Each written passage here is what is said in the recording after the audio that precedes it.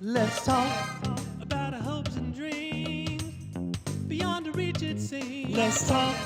Confess I live in hell. I failed to fall in scheme.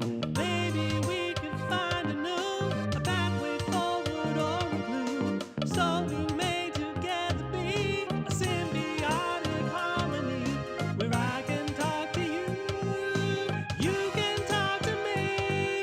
Let's talk. Let's talk. Let's talk, let's talk, let's talk. Hello and welcome to the Talk Vermont. My name is Reverend Arnold Thomas, and I am pleased to have with me this evening Jill Krowinski, the Speaker of the Vermont House. And we want to get to know her, ask her several questions, and first of all, tell me a little bit about yourself, Jill. Do you mind if I call you Jill? Yes, please call me Jill. And call me Arnold. Okay, there we go. Dispense with formalities. No, yeah, here we go. So tell us a little bit about yourself, where you grew up. Well, I know that. My wife and Jill come from the same area. In Tonawanda, Kenmore area. That's right. It's sort of a suburb of Buffalo, New York. And so, but elaborate. Well, first of all, just thank you so much for having me on. It's a real honor to be here. So thank you. To have you. So I grew up outside, in between Buffalo and Niagara Falls, New York. Was raised as a hardcore Buffalo Bills fan, as I know your wife is also in the club. We didn't have a lot of money. I went to the public school. We just did what we could. My mom worked at a bank doing data entry. My dad worked for a company. He was an electrician. My dad served in Vietnam, not in combat, but he served in the Air Force as a mechanic on airplanes, and so. He had some small injuries from the war, but recovered well. And so, I grew up there. And then after I graduated, I went to the University of Pittsburgh, Pittsburgh is just an incredible city. Yeah. So they're doing such awesome work there, especially in the healthcare sector and research. And when I graduated, I was going to go to graduate school at Carnegie Mellon, which was right down the road from the University of Pittsburgh. And I had about an 8-month window. And a friend of mine said, "Oh, you should go work on the campaign trail." And I was like, no, politics is not my gig. I had graduated with a bachelor's in urban planning and sociology.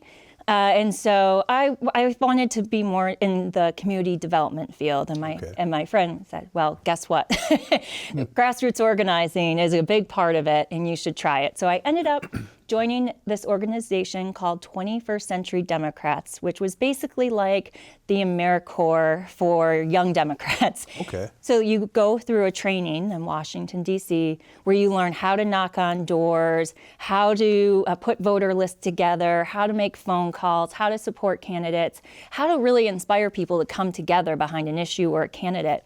And at the end of the training, they said, well, you have a couple options of where you can go. And one of the states on the list was Vermont. And I then remembered that, Vermont had just gone through this huge campaign to pass civil unions. And the Democrats and some Republicans who had voted for that had lost their seats in the next election. Yep. And I thought, if there was ever an issue to go help with, that was really important to me. I have lots of friends who are gay, who were watching it and were so excited to see Vermont lead the way. Yep. And so I thought, for legislators who put their seat on the line to do the right thing, that's a place I want to be. And so I got in my little Chevy Metro and drove to Burlington, Vermont, the first time I was ever in Vermont. This was in 2002. And they said, all right, we're going to send you to Springfield, Vermont. So it was a little bit of a difference, coming from Pittsburgh to Springfield, but I just fell in love with Vermont. I fell in love with Springfield. And we helped gain more seats in the House. And then it was the following campaign where we did take back, the Democrats took back the House. That was 2004. So Gay Symington was then elected Speaker in 2005. It was, and then after that election, I said, I can't leave. This is my home. I was hooked, completely had fallen in love with Vermont. And so, I started off living in Springfield and then spent some time living in Montpelier and then Burlington. And I've, over the years worked on different political campaigns, but a majority of my time outside of the legislature was with Planned Parenthood of Northern New England. So I was there for about 8 years doing communication, education, public policy work. Left Planned Parenthood, and then the next job I had was as executive director of Emerge Vermont, which is an organization, going back to my roots, that trains Democratic women how to run for office. And that was with some success here in Vermont. That's too. right, yeah. Madeline Kunin years ago came up to Senator Keisha Ram Hinsdale and I and said, I can't be the only woman to have served as governor in this state. And at that time, we had still not sent a woman to Congress. We were the last state to send a woman to Congress. But Congresswoman Becca Ballant is an Emerge alum, and so it was a great moment to see her elected. So I did work at Emerge for several years, and then since I've been serving as Speaker of the House. Great. Yeah. And that was in 2021 that you became Speaker. Yep. So I just finished my 5th legislative session. Okay, so we're going to talk about what the Speaker of the House does. Yeah. But before we do that, you just came back from an important trip where you met with other state House speakers. That's right. What was that like? That was an incredible conference. As you can imagine, speakers from all over the country convening for 3 days together to talk about what's happening in our states, what's happening in Washington, how we can work together. One thing that we spent a little time on that was it was important to a lot of us, but I think for the women who are speakers of the House, so across the country, there are only 9 women who are speakers. In June, former Speaker Melissa Hortman had been murdered, her and her husband, from Minnesota, and we had all been friends and as women speakers supporting one another, and that was devastating, and we were completely shocked. And so we spent time together celebrating Melissa's legacy. Her son was there, her former chief of staff was there, so that was just incredibly moving to have that time to again, celebrate her with loved ones there as well. We also spent a lot of time talking about the state of our country, and with states having more and more funds cut, we have had this conversation about how we can coordinate and work closer together. We have these conferences where we find partnerships here and there, but now we are talking about really taking it to the next level and coming together to figure out what can we kind of lock arms on and go to Washington and say, you have to fund this, you can't. Like for FEMA, for example. Like states across the country with climate change, with more and more climate disasters, we're seeing it here in Vermont with the floods, right? And then the drought. These really intense shifts have such an impact on our communities, on our farms. We're still recovering from the floods. Other states are experiencing the same thing. We don't have the infrastructure and the capacity to run programs like that in our states. We need the federal government to help us. And so we're having these conversations of what can we, as blue states and red states, Democrats and Republicans, come together and say, these are shared values that we have, and let's go to DC and advocate for these together. And I think right now, it does feel so polarizing, right? And it feels chaotic, and there's so much stress and anxiety out there. But what little glimmer of hope that gives me is that our speakers, we're talking across the aisle. We're convening together and saying, what can we do together to help our states? And I think that's a big deal. And I just think that is, something to come together and have some hope around, that we're still communicating and we're still going to work together to help our states collectively. That's great. Yeah. And what impresses me is that these are speakers from red and blue states. That's right. Who realize there's a common agenda that you must rally around in trying to not only address issues in your state, but also across the country. Yeah. It usually is a case, this program is one that brings issues and concerns of Black and brown and marginalized communities in the state to the fore. And it has usually been the case where when for instance, civil rights laws were endangered, and this was usually on the state level, we would have the recourse of going to the federal government. That's no longer there. That's right. And so we have to rely on the states to try and save those programs. Mm-hmm. So I'm glad you're involved in it. Yeah. Glad you're doing that. And I will say that this was the first time for me to be together with speakers, and 3 of the 9 women who are speakers are women of color. And that's very exciting to see that progress made. Great. Yeah. Great. Well, now tell us what the Speaker of the House does. I'm sure that's a big agenda. It's such a huge question. So many things. Well, first of all, it is a true honor to serve as Speaker of the House. I don't take it lightly. It is a double full-time job, really ensuring that we're doing everything we can to help Vermonters thrive and do it during these very difficult times. So an average day for me when we're in session, I'm managing the bills that are coming. So members introduce bills. It's my job to assign those bills to committees. One of the first things that I do at the beginning of the biennium is assign committees. So I have the purview to figure out how many committees we have, what their jurisdictions are, and who's on those committees. I work very closely with the House Majority Leader and the Minority Leader to talk about what those jurisdictions are and who's on those committees. So it's a partnership. I also will work with our committee chairs to determine what are the bills that were moving last session that need to continue moving, to hear from the different caucuses what their priorities are and how that fits into the different committees. I am the spokesperson for the House of Representatives, and I am the lead negotiator at the end of these, at the end of session in particular, more so with the Senate and with the governor. So it's my job to really maintain an open line of communications with the administration and with the Senate. I also ensure that our State House staff have what they need to be successful. We've been really working hard to ensure that we are properly staffed. We're a citizen legislature, right? Yep. So unlike some other states that have offices in the building, they have district offices at home, they have staff of like 5 to 10.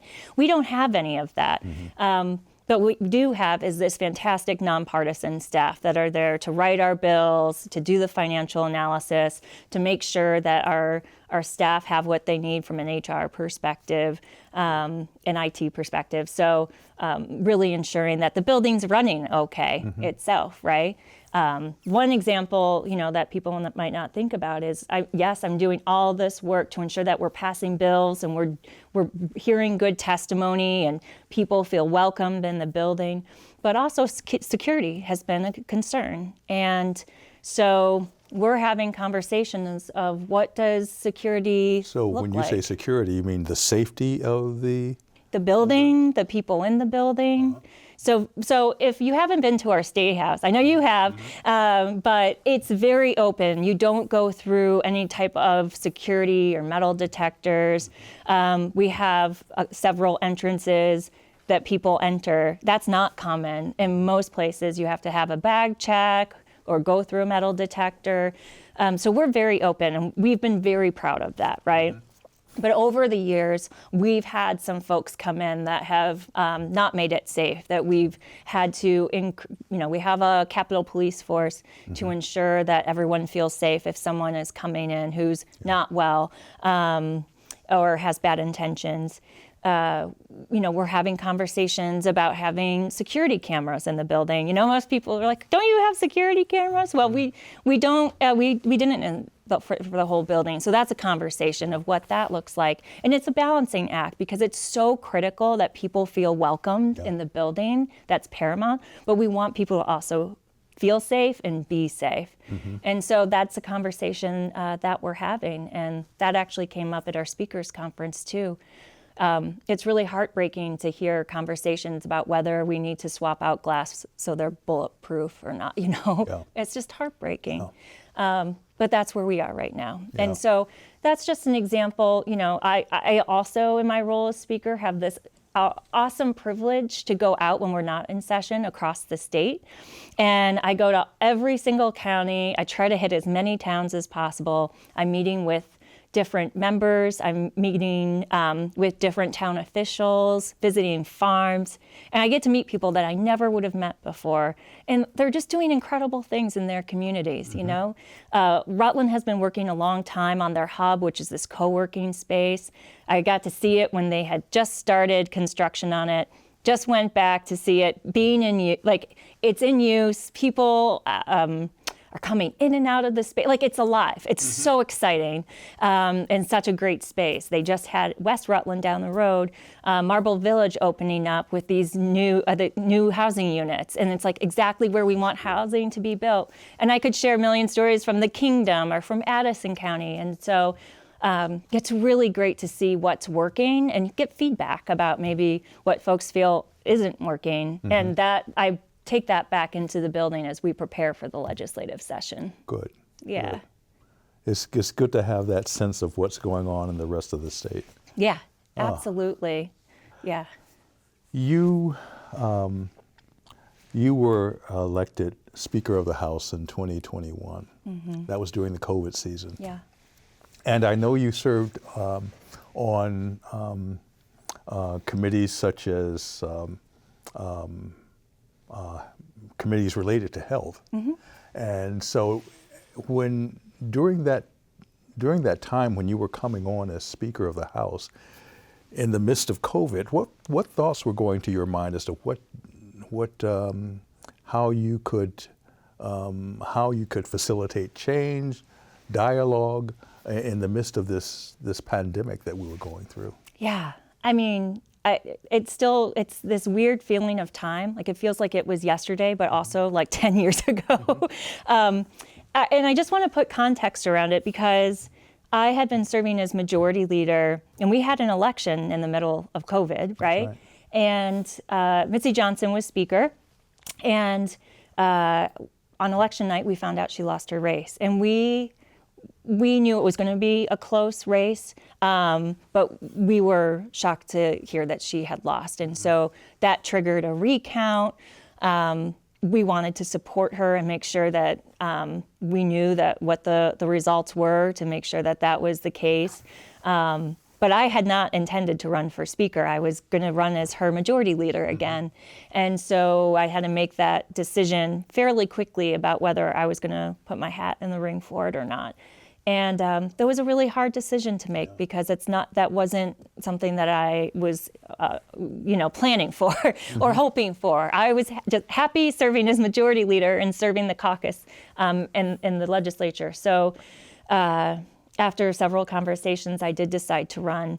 And I ended up getting the caucus nomination.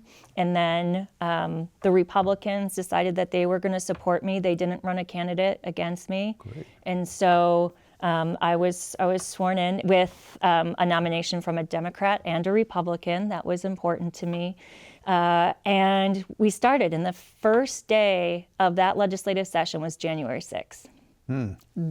Wow. January 6th. Yes. So I was in the State House with Lieutenant Governor Molly Gray, with then Pro Tem Becca Ballant, our leaders, Representative McCoy, the Republican leader, we were there in the building, and someone came in and said, the State House is under attack. And we were like, what? The Capitol's under attack.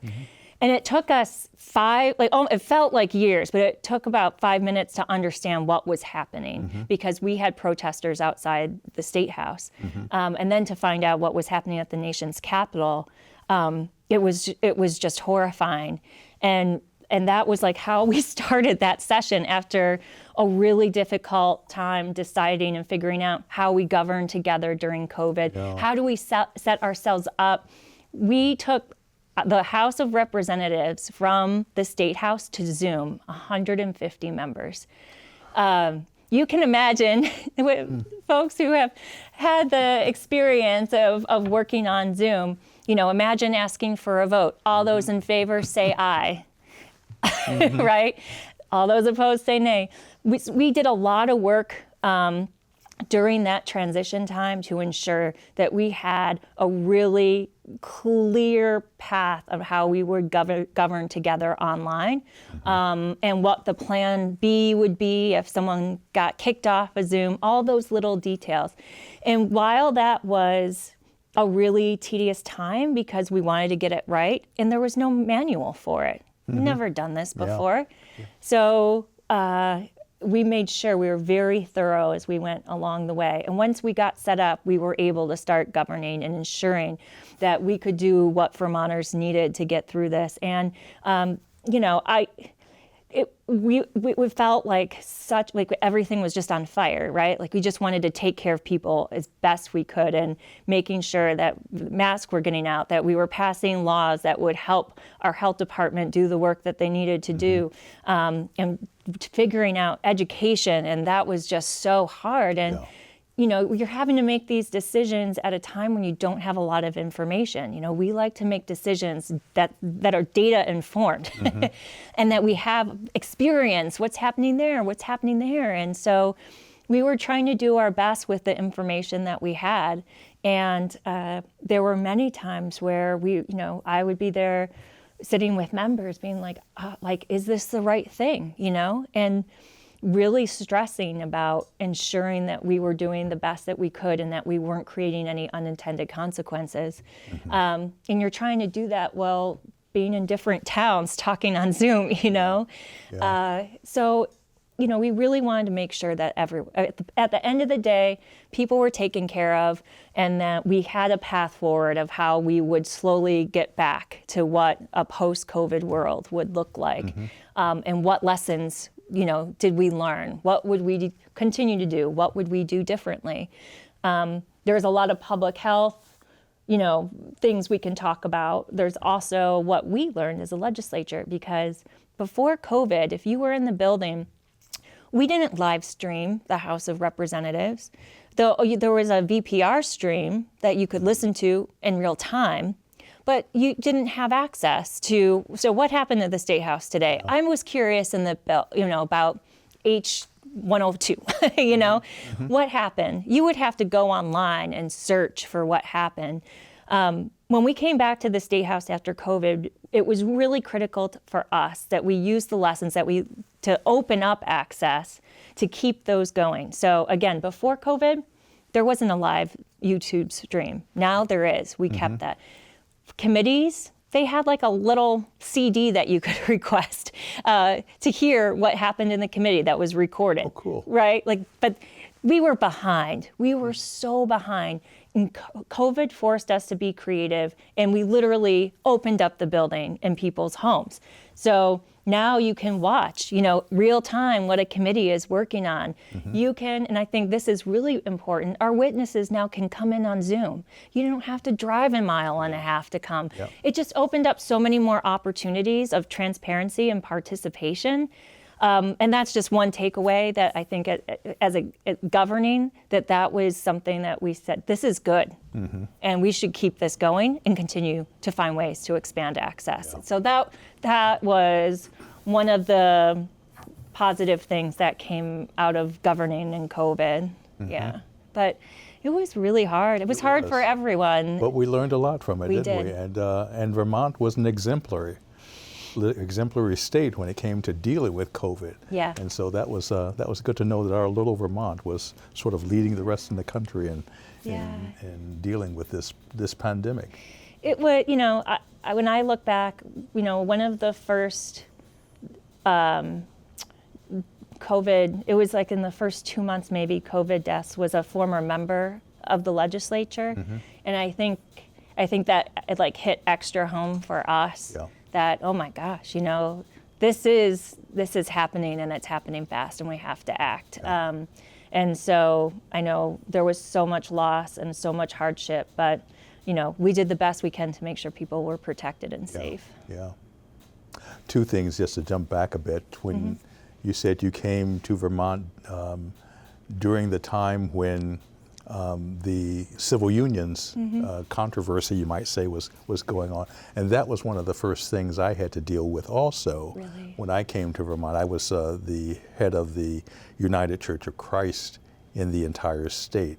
So my efforts were trying to convince the churches of this state to endorse civil unions, not only for the state, but also in trying to bring in members of their church, leaders within their church who were LGBTQ, to not be worried about or concerned about that and be celebrating of that. Yeah. And it was an uphill battle, but it finally happened, not only on the state level, but we did something that was known as open and affirming churches. And so that most of the churches signed on to that, and they're growing in number as a result of what was going on in Vermont at that time. So we are kindred spirits, you might say, in that issue. I didn't know that, so thank you for sharing that. That's incredible. This year, we just lost Stan Baker, who was one of the couples that was in the court case that spurred our work on civil unions. So Stan Baker was an incredible human being, and we miss him. We miss him dearly. Yeah. Let's jump to another topic. Sure. In 2024, the State House, the Democratic and Progressive super majority, I guess you call it, pretty much was demolished with an increase in the number of Republican state representatives as well as senators. How does that new configuration of representatives within the State House, how does that affect the Democratic agenda within the State House? Yeah. Well, first I'll say I'm a Democrat, and there's a Democratic caucus and a progressive caucus. So I'm not speaking for, I just want to be clear, I'm not speaking for them. But, well, I want to give a little history of it, because I think we had a loss during that election, and I'll come back to how we got to election night and where we've been going from there. But when I first started working for Gay Symington, we had 83 Democrats in the House. So that was my entrance into the numbers and the dynamics in the building, because I was the chief of staff for Gay Symington at the time, which was an incredible honor. Yeah. And then when I started as majority leader in 2017 and 2018, we just happened to also be at 83. So that was a number that I was familiar with. And then over time, we had started to grow that majority. So that was, 2017, 2018, it was 83. The next cycle, we got to 92. And then in 2022, 23, there was a lot of things going on at that time, from the White House to our world. Yeah. We had lost Roe v. Wade. Yeah. People were dialed in, really concerned about the direction the country was going, and showed up to vote at huge levels. And we passed Prop 5 that election cycle, enshrined in our Constitution reproductive rights. Yep. It's incredible. We passed the Equal Rights Amendment, incredible. Yep. And we grew our majority from 92 to 105. That had never, ever been done before. And that comes with some really exciting opportunities and challenges. And so we did a lot of great work that legislative session, kind of coming back from COVID, kind of feeling like we had some opportunities with the COVID money, the ARPA funds, to really invest in things that we cared about, like housing, for example, workforce development, healthcare, certain healthcare programs. And we had this one-time money that was just really incredible, that really shifted our budgeting, because we've just never seen this kind of extra funds to pump into our economy. At the next election cycle, so we were at the end of that COVID money, right? So we were at a time in our budget that the COVID money was running out, yet things that we were trying to help kind of bridge or support, costs were going up. So in education, we had some huge cost increase, some that were within our power, some without. So the cost of healthcare shot up. The cost of providing education and support services for students. Schools also receive some ESSER money, which is COVID money, to help schools. And a lot of schools and communities made the decision that they wanted to keep those programs or those positions open. Yeah. So that money ran out, so they were using now state dollars for those programs. We were just seeing deferred maintenance, like the cost of supporting our school, all these things kind of created the perfect storm for property taxes going up, up, up. And so people were upset. And, it's hard because at the same time, you vote for your school budget, you support it. At the same time, if everyone is voting for larger increases, costs go up for everyone. And the pushback, even though we bought down rates, the pushback was really tough, really hard. We were trying to explain, at doors, look, here's what we're doing to try to bring down costs. But people are voting for their local school budgets, and we can't. This cost of healthcare is out of control. And it just felt like we were grasping at trying to find solutions, and we were doing some short-term things, but really needed a long-term strategy on how we could ensure that our kids got the best education that Vermonters could afford. And the governor really didn't see his Democratic opponent as a challenger, and so he ran against the legislature. So he was running TV ads against our Democrats, which just hadn't really happened before. And I always tell my members, you got to knock on doors. That's where you make that connection. You hear from Vermonters, your neighbors, what they care about, what they want you to work on, and you get to talk about what we're doing to help them. And doors just can't beat TV ads. They just can't. And so we just found ourselves in a really difficult position of trying to make the case to say we're doing what we can to help make Vermont more affordable, and just not being able to break through those ads and that messaging. Also, we had an out-of-state Koch brothers PAC come in, so this dark money that came in from out-of-state, spending over, I think it was over $130 million just attacking us day after day. A lot of our national friends felt like Vermont's fine, you're fine. We need to focus on other states that need more help than you. So we didn't have any backup. And so it was really hard to be trying to communicate our values and what we're doing to help Vermonters while having negative misinformation being in people's mailboxes, on their email, on social media.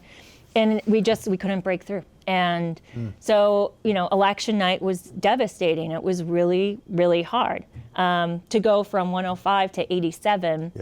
But 105 was just out, it wasn't our normal range. And so to come back with 87, that we still had a majority, and we still have, the work that needs to get done. And so I came into this legislative session being clear that we're going to find common ground on bills, that we're going to find where we have shared priorities, and we're just going to be laser focused on that, right? So we were laser focused on education transformation. It was a very difficult bill, but basically what this compromise is to say, look, we have to scale our education system in Vermont. The number of kids in the system are going down, down, down. Outcomes coming down, down, down. What's going on? Why is the cost going up? Well, quality is going down. And I will say, like, we have the most amazing teachers and school staff doing their best at this time. There are so many competing forces at play, and kids just need more services right now. And so we laid out a framework to look at how we can scale governance in the state, what we can do to create more shared services, what we can do to have statewide curriculum that matches all the same, what we can do. Like, we know that classroom minimum sizes, like, data shows that, you know, a certain threshold for kids in, you know, elementary school, middle school, high school, that if you have those min limits, it actually improves outcomes, and that also lowers costs. So just looking for different ways. So the student-teacher ratio is very critical Yes, in many cases. Yeah, absolutely. So we're looking at, and then we're looking at different ways to finance it. So we are looking to transition to a foundation formula that sets a more transparent set rate for per pupil across the state. So we have a timeline in place. It's like some things we're preparing. That was year one. Now we're preparing for year two, where we will look at changing district map sizes, working on governments, working on the foundation formula. That's going to take a lot of time and energy. So that's a big priority for next legislative, well, that we did this session, we will next session. Housing was a huge priority for us. Because of COVID money, the one-time money, because of investments we've made, we've spent over $1 billion on housing across the state. And what's so frustrating is housing takes a while to build, right? Yeah. But what we're seeing as I travel across the state is that we're seeing things, we're seeing progress. And when you say housing, you're specifically referring to affordable housing. All housing. All kind of housing. Yeah. We have an emphasis, obviously, on affordable housing and workforce housing, and we want to make sure that families have, you know, access to the homes in their price range, and that's really tough right now. You know, we can't build fast enough, but we are making progress there. So we did some really great work around housing this last session that had bipartisan support, and then healthcare. We passed several bills to help stabilize our healthcare system, and just like education, it kind of mirrors what's happening in healthcare, right? We have small rural hospitals that are operating, some of them in the red, who are fighting so hard to keep their doors open, to keep services going, and really wrestling with that. We have an insurance company, Blue Cross Blue Shield, who is really in a tough financial situation right now. We don't have the workforce that we need for healthcare. So we, again, with bipartisan support, passed a handful of bills to help give the Green Mountain Care Board some more tools to use to help control cost, to lower prescription drug prices, and to say, give some more tools to hospitals on how they can help sort of balance and kind of stabilize the system. We're not done. You know, we still have hospitals that need help. And, you know, what I share with members when we're just like, these are all such big issues. Like, how do we're a citizen legislature. How are we going to figure this out? But we need to be creative. And, you know, like they always say, like in every crisis, like there is an opportunity, like find what creative change that could happen to maybe help solve it. And so that's what I'm trying not to be sad and frustrated, but to show up and say, what can we do together? Like, is there a bridge to something? I don't know what that is, to universal primary care, is there a bridge to something that can help better stabilize our system and make sure that people have access to healthcare when they need it? And that's going up too, right? Like this government shutdown is this fight over premium assistance. If we don't have that, so many Vermonters are going to have to make a tough decision about whether to pay a lot extra or not have health insurance. And that's heartbreaking. And when people don't have access to health insurance, they get sicker and it's more expensive. And that's the exact opposite of what we want. So those are some of the issues that we worked on this session together. And it'll be the same as we go into this next session in January. The other thing I'll just add is we're thinking about the budget, the state budget, with the cuts from the federal tax and spend bill, and layer on top of that now the cost of the shutdown. So we just had a e-board meeting, emergency board meeting, that has 4 legislators and the governor on it that can make decisions up to a certain point around money and policy.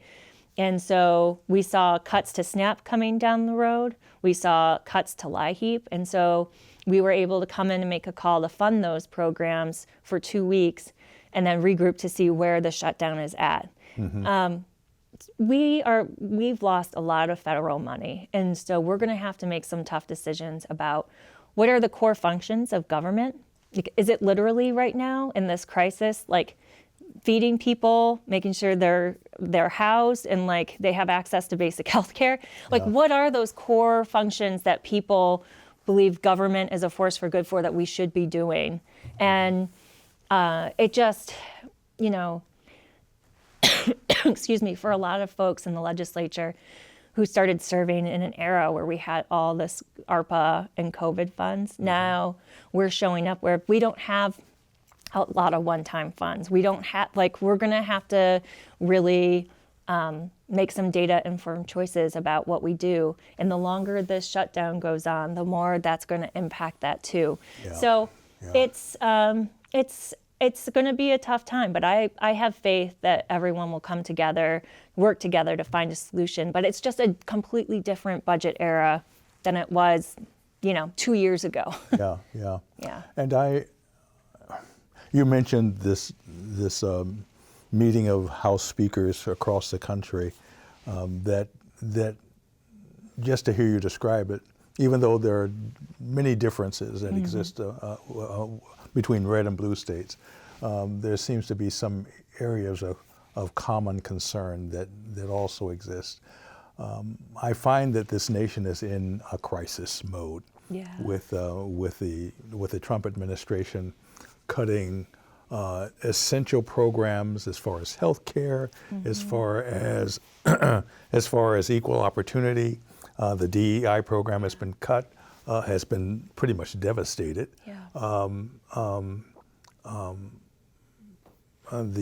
Everything that deals with civil rights has been pretty much gutted, and so a lot of that burden and responsibility is now redistributed to the state. And the question is, in my mind, is, for instance, in 2021, when you became Speaker of the House, both the State House and the Senate passed R-113, declaring racism as a public health crisis, and that all forms of government within the state will take proactive measures in trying to address it. It seems pretty obvious that the nation's government is in this anti-civil rights mode. Everything that has to do with DEI, as far as the federal government is concerned, has been trashed. Anything related to equal opportunity for people of color, for many marginalized communities, has been pretty much gutted. And so my question to you, and not just to you alone, but also, as you know, I sent a memo to the governor, the lieutenant governor, to various leaders in the House and Senate. What can be done as far as housing, as far as health care, education, and securing some area in which all Vermonters their concerns are addressed in this national crisis where pretty much the wealth has moved in a different direction from the rest of the country. Where is the state, and where do you find yourself in this situation? Yeah, I am protecting rights at all costs. We can't back down. I think that it's an evolving situation to understand, and when we get back into the building in January, what the full amount of damage that has been done, and where are areas where our laws or our policies need to be changed, reflected, and to what that looks like. And that's work that we're starting to do to understand, though it feels like every other day there's a new one that we have to add to the list, which is really frustrating. And I just feel like decades and decades of work that went into building those incredible institutions up, it's just disappeared, and it is devastating and heartbreaking. So during the first Trump administration, we passed several laws to try to sort of say, this is what our values are, this is what we're going to protect in Vermont, like our shield laws, for example, right? The constitutional amendment, what are some things that we can put into place now? And from there, now we're in this zone of okay, now we have, what are the next things that we're going to have to manage and deal with? And you mentioned healthcare. So we have the new State Office of Health Equity that just released their strategic plan, which I think is a positive thing in this environment. To see that work continue to go on, that's great. I think that when it comes to housing, we are continuing to do more to expand access to new homeowners, loans and things like that. We have the Land Access and Opportunity Board that continues to do really good work. So I think we have these programs that are out there that are working, and it's going to be our job to protect them and make sure that they still continue to exist and to do the great work that they are intended to do and that they're doing. I saw last session that I felt like there are some things in the public safety realm, for example, that we were just on defense. And so we're going to have to come back with shared goals of what it looks like this session. And I think the budget will be another key place for that, and what we invest in and how we support all Vermonters in this state to help make sure that we're doing what we can so that people can be okay, can thrive. And I don't know, I always feel like I want to I'm protecting Vermont, best I can. Well, I think that's a good mode to be in right now. Yeah, and I think, like I said, we'll know a lot more when we come back into the building in January. But I will say, I do think our work on education transformation is really important for all communities across the state, because right now we have a kiddo that could be in one town, and then down the road, maybe 10 miles down the road, they are having completely different educational experiences. Well, they're having access to AP classes or access to certain arts or sports, and it's not fair. That's not our values. That's not what we have been working on for years. We want to ensure that every kid has access to a great education, and we're seeing these disparities out there grow. And so my hope with our education transformation is that will help level the playing field so that all kids have a great education. And that's something that we are completely dedicated to and will continue to work on.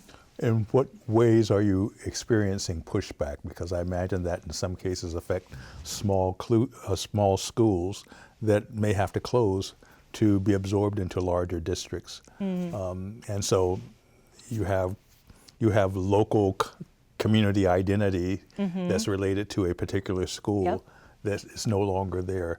So in what ways are you experiencing pushback from that? Well, I'll say that, just to be clear, when we talk about scale and closing schools, we're not talking about elementary schools. We're really focused more on the high school level. Okay. And I think there's some misinformation or just not being clear about what scale means and what does consolidation look like, right?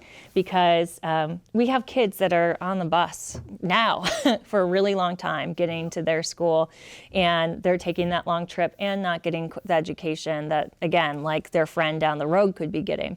So I think, to be clear, we're going to be very, very careful about where we consolidate and how we do it. And people are going to have a voice at the table during that conversation. Good. Absolutely. And then, oh my gosh, I just lost my train of thought. I was going to say one other thing about that. Well, Was it Arnold? I don't want to interrupt that train of thought right now because I have a few more questions on my mind. But Yeah.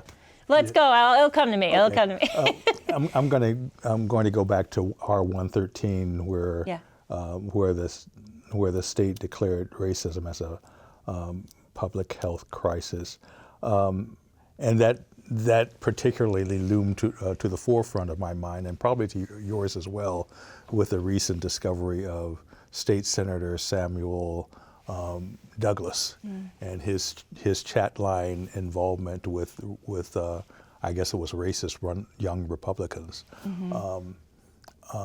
and I'm just reminded of a survey that was taken by the let me make sure. I think it was the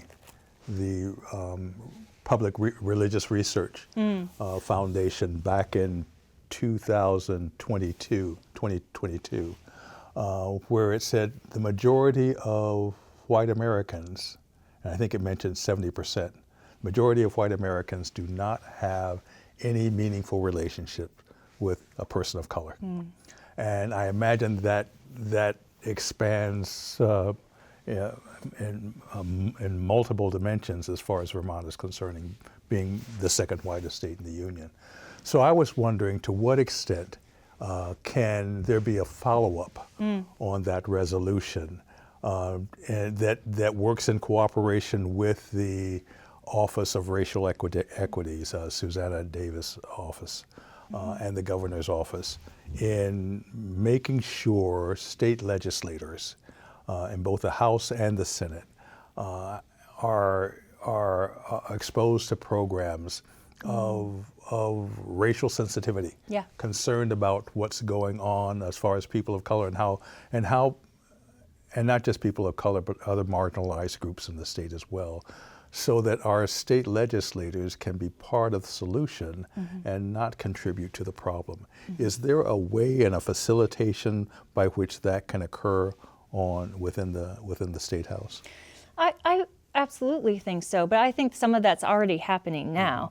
I don't think a lot of people know this, but in the Vermont House, and I think the Senate does too, we have the beginning of every session, we have a training. We've had on diversity and equity, and we have had the different Office of the Human Rights Commission help out with that, and Susanna Davis help out with that. We've had different stakeholders come in and different consultants to lead this training every year. And I feel like every year we do a little bit better in how that training goes and how it impacts members, to talk about microaggressions and to give real life examples of what has happened in the building and how and why that was bad and what a resolution could be. And I think we're like the only state house in the country that does that every single January. So we're proud of that, but obviously we can continue to do more. And we've talked about how we can do, a follow-up session, like maybe in the middle of a session, to say, how are things going here? I think that's really important. I also think we've done some work in committees to talk about what kinds of questions we ask witnesses, and making sure that we have a diverse group of witnesses coming in to talk about their life experiences and how the legislation that's under review could impact them. And we talk a lot about that as leadership, as chairs in the House, of is everyone at the table? Who's missing? And I think that's a really important question to be asking, because we can't be making these decisions when it's just a certain group of people who all look the same, who are the same age, making these decisions. We need to know what the impact is in all our communities across the state, and that is something that we are dedicated to. That's good to know. I guess I also want to find out in what extent do you find cooperation on both sides of the aisle? I mean, even though Vermont has a Republican governor, Democratic Socialist senator, two Democratic, a Democratic senator and a Democratic congressperson. And even the Republicans within the state, even though I think they probably voted in favor of Trump, there's a significant percentage of Republicans that are at odds with the president. How do you find working with that unique configuration of Republicans and Democrats in the state, as far as presenting the agenda on the statewide level, but also as far as communicating the concerns of this state to the national? Yeah, oh my gosh, that's such a good question. I mean, oh my gosh, we could talk about that for hours. You know, I think my philosophy as speaker is I need to make sure that the governor and I have an open line of communication, and that I'm hearing from him what his concerns are, what he supports, and what our concerns are, and what we support, and what we need to continue to do work on. I am just shocked at what is happening in DC right now. The role of the president should be to say, Democrats and Republicans, you're going to sit down in this room and we're not going to leave until we figure out a compromise. That's the way it should work. It should not be, okay, no one's talking to each other and we're just going to see how long that can last for. That is awful for democracy. That's not what people want. That's not what people, across the United States wants. That's not what Vermonters want. Vermonters want us to work together.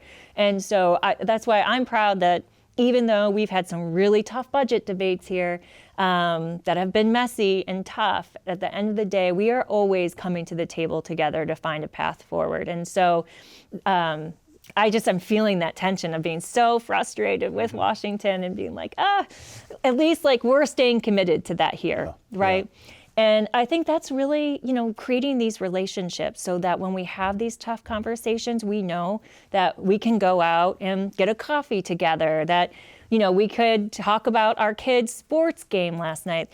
We really try hard to find ways for members to get to know each other and build relationships so that when we have arguments on the floor, you can go up after and shake hands and be like, good job. And, that's so important, And so I think going into this next legislative session, we're going to have to work extra hard, the governor and I, to ensure that our caucuses feel heard, and we're continuing to do this work. And it's just going to be hard. It's going to be hard. But I'm dedicated to that.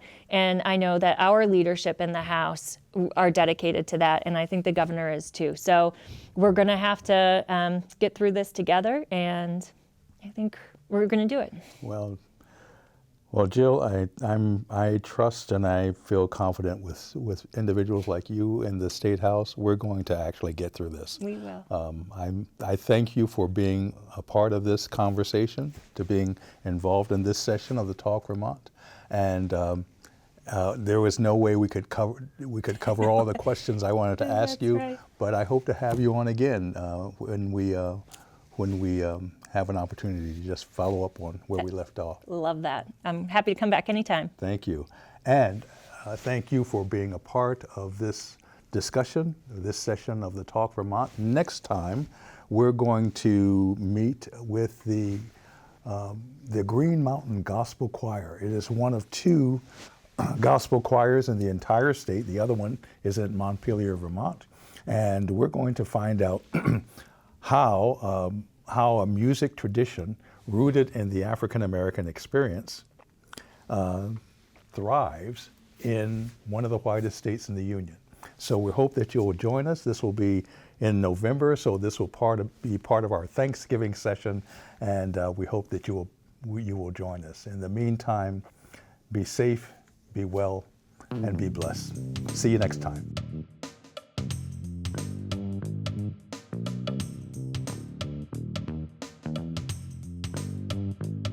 Let's talk about our hopes and dreams. Beyond the reach it seems. Let's talk. Confess I live in hell. I failed to fall this game. Maybe we can find a pathway forward or a clue. So we may together be a symbiotic harmony where I can talk to you talk, let's talk, let's talk, let's talk. Let's talk.